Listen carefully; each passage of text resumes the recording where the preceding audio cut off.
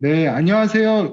저는 민주노총 인천지역본부 공항노동법률상담소에서 근무하고 있는 민영기 노무사라고 합니다. 그래서 인천 시민노동법률강좌 오늘로 이제 1강 시작하겠습니다. 제가 맡은 강좌는 그 임금의 이해 부분인데요. 내가 받는 임금 제대로 살펴보기란 부제를 가지고 진행을 해보겠습니다. 그래서 오늘 강의가 1강이고요. 앞으로 2주 동안 오늘 화요일 그리고 이번 주 금요일 그리고 다음 주 화요일, 금요일 이렇게 해서 총 4강이 진행되니까 시간은 동일하게 18시 30분이고요. 동일하게 전강좌 모두 온라인으로 진행되니까 오늘처럼 동일하게 그 주소를 저희가 시작하기 전에 한 30분 전에 문자로 보내드릴 테니까요. 그렇게 참석해서 강의를 들어주시면 되겠습니다. 네, 그러면 1강 시작하도록 하겠습니다.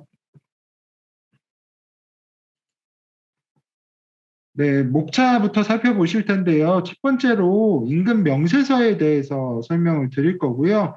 다음으로 근로기준법 및 노동법에서 정의하고 있는 대표적인 임금 세 가지, 최저임금, 통상임금, 평균임금에 대해서 살펴보도록 하겠습니다. 첫 번째로 임금 명세서에 대해서 살펴볼 텐데요. 임금 명세서를 제일 앞에 제가 설명드리는 이유는 바로 다음 달부터 개정법이 시행되기 때문이에요. 그래서 임금 명세서 같은 경우에는 사실 지금 뭐 받고 계시는 노동자분들, 수강생분들도 계실 거예요. 그래서 지금 받으시는 건 사실 사용자가 어떻게 보면 임의적으로 교부를 하고 있는 거다.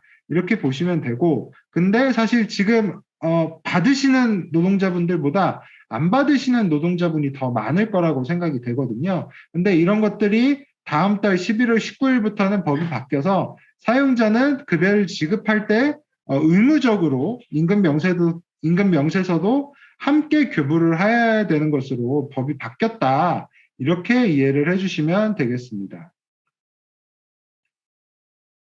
그래서 이제 그 급여일마다 노동자분들마다 급여일이 다를 거잖아요. 예를 들면 매월 10일이 급여일이신 분들도 있을 거고 매월 25일이 급여일이신 분들도 있을 텐데 10일이신 분들은 사실 11월 19일이 시행일이니까 당장 11월부터 급여 명세서를 받지는 못할 거고 아마 12월 10일, 12월 달 급여 받으실 때부터 임금 명세서를 받게 되는 거다. 이렇게 생각을 해주시면 되고 25일이 급여일이신 분들은 11월 25일, 11월 급여부터 급여 명세서를 받게 되는 거다. 이렇게 말씀을 드리겠습니다. 그래서 모든 노동자가 아마 올해 안에는 임금 명세서를 모두 받게 되는 걸로 바뀌었다. 이렇게 말씀을 드리도록 하겠습니다. 그리고 그 임금 명세서에 그럼 어떠한 내용을 적어야 되느냐. 이거는 이 법에 보시면 대통령령으로 정하도록 되어 있어요. 그래서 법이 개정이 된 다음에 시행령 역시 개정이 됐는데요. 사실 이 시행령은 아직 입법 예고된 상태고 국무회의나 이런 것들을 통과하기 전이기 때문에 확정된 안은 아닙니다. 하지만 거의 보통 일반적으로 보면 이 입법 예고된 안이 그대로 그 시행이 되는 경우가 많기 때문에 이 내용을 가지고 한번 설명을 드리도록 하겠습니다.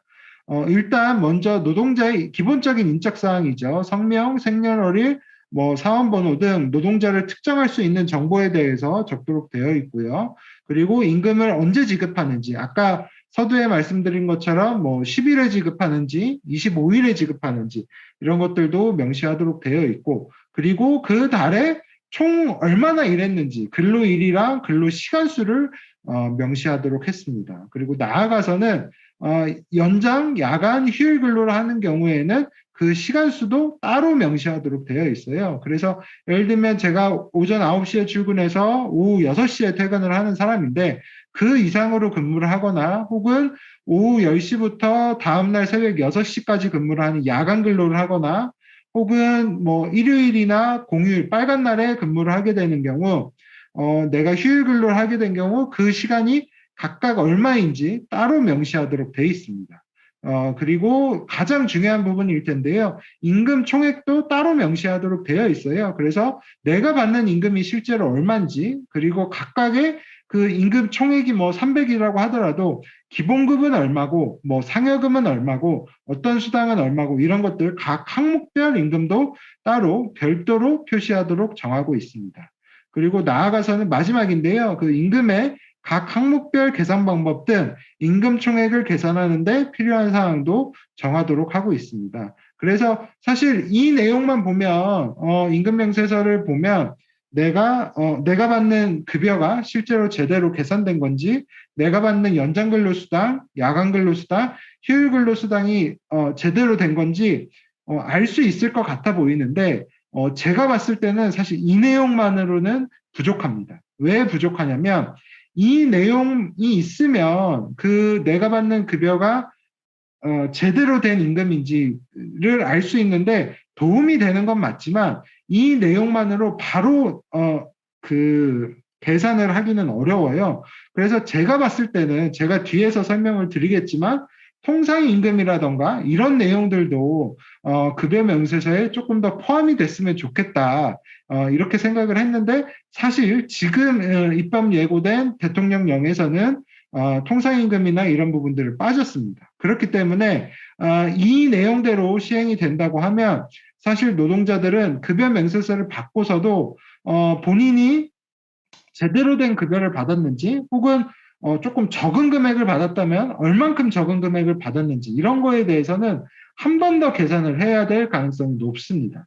그렇기 때문에 오늘 제가 뒤에서 설명드린 이런 임금에 대한 내용들이 꼭 필요하다고 생각이 들고요. 그래서 오늘 이번 1강을 들으시면 그런 내용들이 조금 더 이해가 쉽고 본인들의 임금을 계산해 보는 데 있어서 조금 더 도움이 되지 않을까 그런 내용들을 위주로 준비했다고 말씀을 드리겠습니다.